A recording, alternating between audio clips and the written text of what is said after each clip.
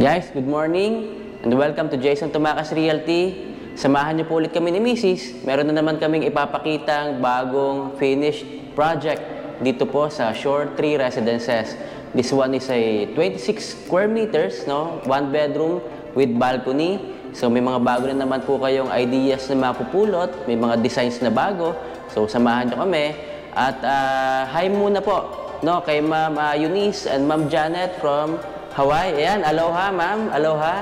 Ayan, kumusta po kayo dyan? Salamat po sa inyong tiwala. At kami yung napili nyo para mag-ayos, mag-design, mag-furnish ng inyong unit dito sa Shore Tree Residences ng SM Development Corporation.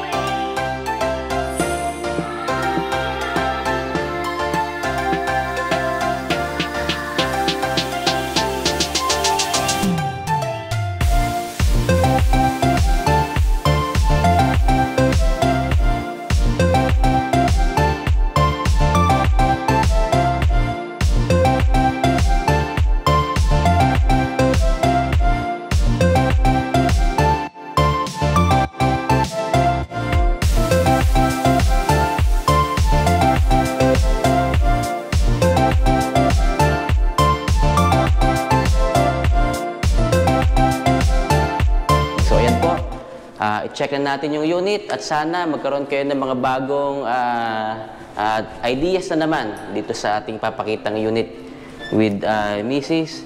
Hello. So, ayan. Good morning. Good morning, guys. So, ayan. Mami, simulan natin ulit dito sa kusina. Ayan. So, kung makikita natin, napaka-puti at maganda yung ating kitchen dito sa Shore Tree. Kasi pinalitan natin siya lahat. Actually, this one is requested ng ating client. Hello po, Ma'am Eunice and Ma'am Janet. So, this one is actually Carrara quartz. So, pinalitan natin itong countertop natin ng puti na may parang marble type ang design niya. So, palit lahat to, Mami, mula yes, taas, ano? Yes, pati itong ating sink. Saka itong ating faucet, pinalitan natin as requested na ating client, no? And even this one, pinalitan natin yan, even this handles, di ba? Meron na siyang mga seamless handles na nakalagay. Yan, and all white. Kasi ito yung gusto nilang maging itsura ng unit nila. All white. All white, puti lang. So, may touch of ibang color lang, like gray, and other colors like gold. Yan. So, makikita natin, ang niretain natin dito is itong ating range hood. So, yan, same pa rin yung function naman nito. Okay. Itong ating, yes, yung ating cooktop. And then, yung ating, syempre, dito, yung mga drainage natin, saka yung ating, masasabi na tawag dito, yung grease trap, nandiyan pa rin sa ilalim. So, hindi ko na siya pakita kasi, ano natin yan. So, yan. So, ito nga, cabinet natin, yung under cabinet natin, yan, palit na rin to, pati yung ating mga handles. So, before parang may pagka-brown to, no? Yes. Yung turnover talaga. Yung color nitong pinto, siguro mas dark lang ng konti. Then, pinalitan natin ng all white. Okay, so guys, ito, take note po, palit lahat. Itong buong kitchen. Yan, so, white. Ito, kung makikita nyo rin, yung ating microwave extension, puti rin. And even yung ating mga gamit dito is white. Pati yung microwave, puti din. Yes. Ayan. Yan, so ito naman is our 2-door ref. So, 7.2, 7.6 cubic ata to. So, dito naman yung ating standard na nilalagay. Usually, yung 2-door natin na ref. So, daddy, ito kung mapapansin mo, yung ating divider is color white din. So, customize ito as requested din ng ating client na sila Ma'am Eunice and Janet na ito glass naman siya with parang French type glass. Yan. Ayan. So, daddy, puntahan naman natin yung ating toilet and bath. Okay. Yan. So, dito, hindi naman nila kailangan ng washing machine. So, this is actually for personal use. Kaya nag-extend lang tayo ng ating counter dito. So, pinalitan natin yung ating sink. Kung makikita mo, ayan, request din ito ng ating client, si Ma'am Eunice, di ba? So, gusto niya yung ganitong shape ng ating sink plus itong ating faucet. Yan, nakagilid siya. And then this one, yung ating mirror, pina-customize ko to. So, saktong-sakto lang yan dito sa area na yan. And napapalitan din yung color niya. Ayan. Parang tricolor siya, Mami, no? Yes. Ayun, ganda. So, depende po sa mood nyo. Kung ano yung gusto nyong kulay. So, guys, ito palet. No? Yes. Pati yung ilalim natin, before wala yan. So, ito, dinagdag natin yan. Yan. So, may shelf siya dyan. Meron siya ditong mga drawers. Ayan. So, may drawer siya dyan. Wala nang washing machine kasi actually ito po, sila mismo yung gagamit. So, gusto nila, ma-feel nila, no? Magamit nila na matagal. So, hindi nila papaupahan, hindi nila papa-Airbnb. So, yun yung plano po nila, no? Dito sa unit. So, dito naman, naglagay lang tayo ng yan. So, meron tayo heater. itong water heater. Ayan. Tapos, ito, this one is actually the turnover na ni Shore 3. Kasama na siya. Yes, and then this one, yung ating glass enclosure. Ito po, nilagay lang din natin to. So, Yes, hindi siya nandun kasama tayo. sa turnover. Yan. Yung glass enclosure natin. So, also this one, yung ating towel rack. Ito, Daddy. Ayan. And then, itong ating bidet. Ayan, yung towel rack po, hindi rin siya kasama sa turnover. So, additional na po natin yan. Itong bidet din po, so in-add natin yan. Pero itong... This one, itong ating tissue holder, kasama na. kasama na. Yes. Okay. So, guys, puntahan naman natin to na itong ating living and dining area. Wow, ito napawawa ko dito kanina pagpasok ko. Talagang iba yung pwesto, iba yung posisyon nitong living saka dining kumpara dun sa mga nauna nating pinurnish, no? So, ayan, Mami. Ayan, so ito, nakikita nyo, after ng kitchen natin, ginawa natin siyang living area.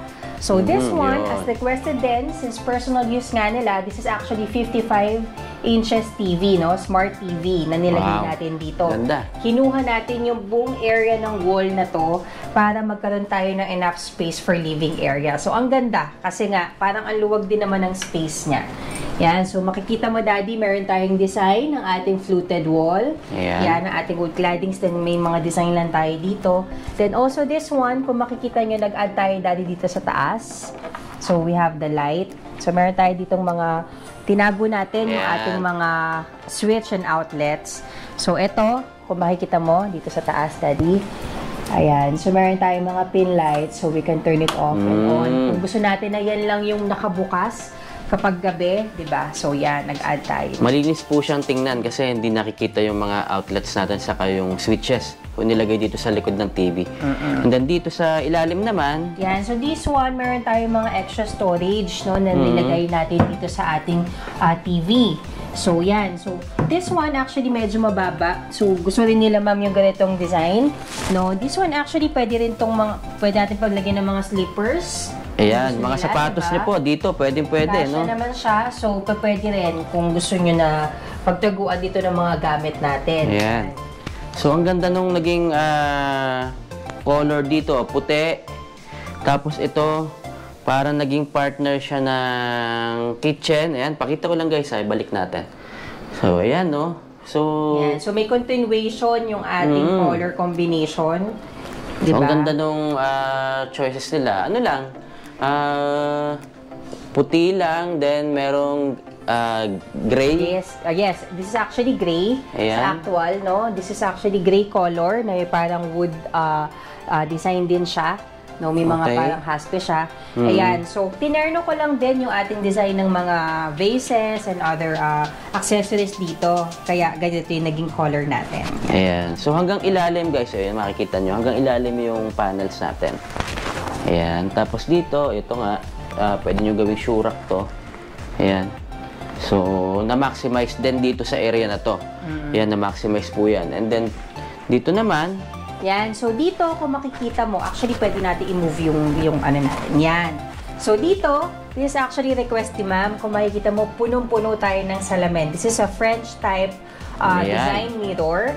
Yan. So, pakita ko po pinuno sa inyo natin. ito.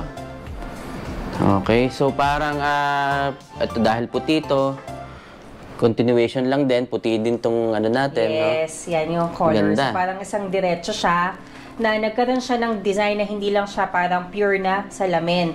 Plus, ito yung ating additional higaan, di ba? Kung makikita mo, this is a Sofa sofa bed. bed. Yan. Na may storage sa ilalim. So, just the same do sa ibang mga videos natin. Ganito actually naging choice na ng ating mga kliyente. Ganda eh. Kasi nga, very siya, Matibay talaga to. tawag ito, space saver, at the same time, may storage sa ilalim, and yun nga, durable, talagang matibay, maganda yung foam. Matibay, ayan. So guys, ito, ang lawak ng space dito sa ilalim, oh. So pwede nyo pa siyang malagyan ng marami pang mga gamit. Saka diba, na-testing natin to before, talagang hindi siya lulubog. Hindi siya lumulubog eh. And kumbaga, maganda yung kanyang pagkakagawa. So ito guys, sofa bed po to. Pag hinila nyo, ayan, ipakita natin sa kanila, mami. Yan. Pag hinila nyo yan. Yan. Pag hinila natin, and kapag push lang to. push nyo, ganyan. Ayan. Oh, so kama na siya. Oh guys, pwede na rito yung isa pang tao. Yes. So pag may bisita kayo, pwede po dito. And then para nyo lang ulit ibalik. Ganyan nila ulit. Ayan. So, yan. ayan. Move lang natin. Mabigat siya. Sofa na siya. Mabigat siya kasi nga, matibay, maganda yung pagkakagawa. Nga lang, medyo mataas yung presyo nito, pero talagang masusulit nyo naman po. Ayan. Then, dito naman, mami, sa ating after nitong living area natin. Ito, actually, ito ang ganda. Request din to ni Ma'am Eunice, actually. May pinakita Very siya elegant, sa akin. Ganda. Yes, may pinakita siya sa akin design. And luckily naman, nagkaroon tayo ng isang supplier na kaya niyang gumaya ng ganong design. Ito ay customized. Yes. O, dahil nga may pinagaya tayo at the same time, mga tawag ito tempered glass. So, magandang quality, magandang klase. Ito, ang ganda. Kaya pala wala akong nakikitang ganito sa mga malls. Customize lang natin yan. So, ito guys, again, customized to. Then dito, naglagay naman tayo ng salamin. Yes, so this one is actually yung beam dito sa... Yung column. Yung column niya. So yan, naglagay tayo ng salamin. So pagka tinignan mo to from there, hindi mo siya mapapansin na merong ganito. Ayan, pakita natin. Since nga, salamin na siya lahat. Ayun, ganda oh. Tuloy-tuloy lang siya. Tapos, ito naman, dalawang... Yes, nagkakaroon talaga tayo ng mga cut daddy sa mirrors. Ayan, dalawang kasi nga, dahil din sa elevator, so hindi siya kakasya. Dito kakasya. Kaya kailangan din talaga natin mag-cut ng mga panels ng mirrors natin. Ayan. So, sa taas, yan, nilagyan din natin siya ng mga pin lights. Kaya talagang maliwanag dito sa unit. Maliwanag siya talaga. So, guys, ito, sinusukatan po muna namin bago natin i-cut. So, kung makikita nyo, yung cut niya proportion talaga from here. Yes, sakto yan. Ito yung gitna. So, mula doon hanggang dito. So, sinukatan po namin yan. Yan. And then, saka po tayo nag-cut ng salamin para magkasya sa elevator. So, kapag po nag-furnish kami, talagang sinusukatan namin ng mabuti. So, hindi po pwedeng basta nyo lang ilalagay. Halimbawa, ito dito. Nagpakat na kayo ng salamin, tapos yung isang maliit. So, hindi na siya babagay. So, kailangan po talaga sukatan nyo mabuti. So, yan po, payo ko sa inyo sa mga mag-furnish ng unit. Sukatan nyo mabuti yung inyong unit. Ayan. Ayan. So, kung makikita mo rin dito, Daddy, very nice ang ating curtain. Kasi this one is S-fold hotel type curtain, no? Diba yung iba, yung mga natural na mga curtain rod, meron siya nung parang holes. Diba yung may mga rings. This one is naka-S-fold na talaga siya. So, yan. So, madali siyang hatakin, madali siyang iulong. Ito po, pakita ko sa inyo. So, meron tayong 2-track. Yan, yung curtain dyan. So, yan. Dito yung isa. Nandito naman yung pangalawa. Yes. So, ayan. So, ito po, customized din yan. So, talagang sinukatan mula dito sa taas. Yan, kaya saktong-sakto. Ayan, mapapansin nyo. Yes. Hindi siya bitin, hindi siya sobra. Yan. So, sukat na sukat po talaga. Then, nandito naman yung kanyang balcony. Ayan. Yan, so ginagawa pa actually with the view of na amenities. Ayan. So, medyo tinatapos pa lang po natin itong part ng amenities. Pero pag natapos to, magiging maganda po yung outcome niyan. Yung tsura. Ayan. So, again guys, ito customized. Halos lahat po rito customized. Mapapansin nyo, lahat ng dinidiscuss namin, pinapakita ay lahat po customized. So, punta naman po tayo sa ating bedroom. Ayan. Wow! Dito sa ating bedroom, actually, this is the second unit na ginawa natin ng ganito. So, makikita niyo yung isang video namin na halos, yung design niya is meron tayong hanging cabinets. Pero, the reason kung bakit tayo nagkaroon ng hanging cabinets dito is kasi yung bed natin, Daddy, is may pull out. Oh, See? okay. So, kung Ito makikita yung request mo, nila, ma'am. Yes. So, meron pa tayo. So, may pull out. Nakapag-pull out kayo dito, guys. Yes. Isipin niyo po, itong bedroom na to ay... Actually, maliit lang tong bedroom na maliit to. lang. Yes, kung ito yung bedroom na hindi tayo makakapaglagay basta-basta ng headboard. Remember doon sa mga ibang video natin, kapag Suite A, nasa 78, 79 lang ang sukat inches ng ating bedroom. Pero since nag-customize tayo ng bed, so ito yung naisip ko na design na pwede tayo makapaglagay ng pull-out. Kasi Pwede pa siya i-pull out hanggang saan? yes, pwede pa siyang dyan. Pero syempre kailangan, pag pull out mo to, and gusto mong nakasarado yung pinto, yan, kailangan mo siyang ipasok ulit para ma-open mo ulit yung door. Pero kung family naman kayo, lalo na may mga bata, di ba? Kunyari sila ma'am, or sila mga visitors na may mga bata, sobrang kakasya sila kasi may sofa bed sila sa labas. Then dito is dalawa. Then dito kung may mga bata, dalawa pa din, di ba? So, marami. Kasi nga, pang personal use po ito. Yung Yes. plano nila rito. Yan, so punta ka Daddy sa medyo malayo para makita mo yung yan, itong ilalim Yan, niya. guys. Yan. So, ito yung kabuuan yan. Yan, pwede nyo pa po itong hatakin ng konti. Yes, pwede pa. Hindi lang ako kakasya eh. Ayan, so yan. So pag inulong natin, yan. So naka-close na. Ayan. So, customize po ito. Wow. So kung makikita mo, Dahil ito, ayan. Di ba dati hanggang baba yung cabinet, Yes. ano? So, ngayon, dahil nag-request po sila na magkaroon ng pull-out, so, tinanggal natin to. So, customize pa rin to lahat.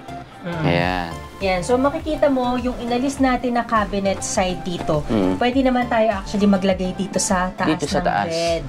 Ayan, so meron pa din tayo additional na storage dyan. Diba? So hindi lang kung makakamot. Ayan. Ayan. Meron pa tayong mga additional Wow. storage dyan na po pwede mo pa siyang malagyan ng mga gamit mo. So meron Ayan, tayong 3 guys. division dyan. Saka ang napansin ko, mami, no, ang lawak nitong, kumbaga lapad. Ito, yung ilalim. I mean, yung loob ng cabinet na to malapad. So, mula dito, ayan, nakapaglagay pa tayo ng pin lights dito. Tapos, ayan, so mga ilang, ano to, mami? Mula doon. Siguro mga ano yan, mga 50 cm kung hindi 55. Mga 50 to 55 cm. Ayan. So, ayan guys. So, pwede. Yung sukat na yon. So, nasa taas siya ng inyong bed. Ayan. Tapos dito, So dito, ito naman is sliding. So, ayan, actually mare-reveal natin. Ma'am Eunice, nandito na yung ano natin para dun sa side. Ngayon Ayan. lang kasi siya dumating, so hindi namin siya nakabed. So, yan. So, dito meron pa tayo dito lagayan. So, nagpalagay ako para at least kung may mga items sila, mga personal items na gusto silang ilagay, so pwede rin dito. Yan. So, sliding siya. ito naman. So, sliding din. So, may nakalagay na. Ayan. So, sliding din. Ito, dalawa sliding pareho. Yes. Tapos guys, yung aircon na nilagay natin dito, dalawa. So, isa sa Yes. kwarto, isa dito sa living and dining. So, Yes. yung iba naman po, minsan, isa lang yung pinapalagay. So, depende po yan sa inyo. Yan. So, ito Daddy pala sabihin ko sa'yo. Ito is actually ni-request nila ma'am na maglagay tayo dito ng ganitong shelves para at least nga naman, di ba, pagka matutulog sila and gusto nila magpatong ng cellphone since nga hindi tayo nakapaglagay ng side table. Meron pa rin silang patungan and plus, meron tayong outlet dito. Ayan. Ayun, nakatago. Ang galing, Yes, so may outlet tayo. And at the same time, meron naman siyang ilaw dito sa ilalim eh. Yan. So kung gusto niyang patayin, buksan. okay. Diba? Yan yung parang pinaka-lampshade niya. Ganda. Pagkagabi. So, tapos guys, ito, dito, nagpalagay pa rin sila ng additional TV nila. Yes. Ayan. Para kahit nasa kwarto, pwede silang mag-Netflix, pwede silang manood ng mga movies. Ayan. Yes. So, yan. Sabi ko nga sa inyo, itong unit na to talaga is napaka, kumbaga, punong-puno, siksik siya, hindi siya tinipid.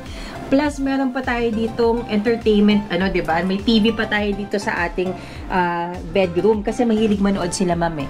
Actually, okay. nung umuwi sila, nag-staycation sila, nanood lang daw sila nanood ng Netflix kasi ito lang yung time nila na makapag-relax. Yes, makapag-relax. So, syempre nga naman, di ba, pag nag-work ka, di ba, higa ka lang dyan, kung ayaw pumunta sa ano, may tao kunyari sa living area mo, nood ka lang dito ng TV, di ba? Ito naman is smart TV, so connect mo lang sa internet, makakapanood ka na. So, yan, ang ganda. So, ayan guys, ito yung naging outcome ng ating bagong tapos na unit. So, napakaganda po, napaka-elegante. Again, maraming salamat po, Ma'am Eunice and Ma'am Janet from Hawaii. So, magkita po ulit tayo pag uwi ninyo, and I'm sure may enjoy nyo po yung stay nyo rito at saka gugustuhin nyo talagang umuwi. So, yung kasi yung gusto nyo umuwi dito sa unit. Pag galing kayo sa labas, malamang gusto nyo lagi mag-stay rito kasi napakaganda po ng inyong unit. Maraming salamat po sa inyo. Yes, thank you po. So, salamat po. Mami, meron ka pa bang gustong pasalamatan? Ayan, so gusto ko lang ulit magpasalamat sa ating mga partners na tumutulong sa atin para mapaganda ang mga units. Ang mga sila Empanya Brothers, yan ang ating mga angels na si Kim and si LJ. At Ayan, sila salamat. Alan Getty, thank you so much for being part of this project. Super thank you sa inyo dahil kundi dahil sa inyo, hindi tayo makagawa ng ganito kaganda. So again guys, maraming pong salamat sa inyo. At mag-subscribe po kayo sa channel ito, Jason Tumakas Realty. Marami po kayong mapupulot dito pagdating sa mga pagdidesign ng unit and mga properties na pwede nyo maging investment dito sa Pilipinas. So mga next vlogs po natin, mga properties naman, designs pa rin, saka mga tips. Kaya mag-subscribe po kayo sa channel na ito. So again, this is Jason Tumakas Realty. At palagi niyo pong tuparin ang inyong mga pangarap.